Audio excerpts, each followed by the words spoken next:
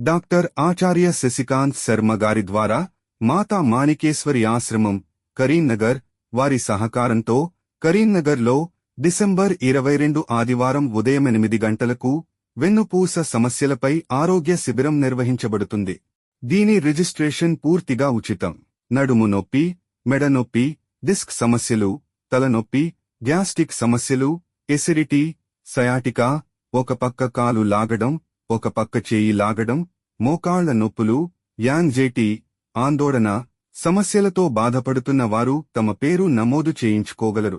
ఈ సెమినార్కు December 20వ తేదీలోగా call చేసి తమ పేరు నమోదు చేయించుకోగలరు.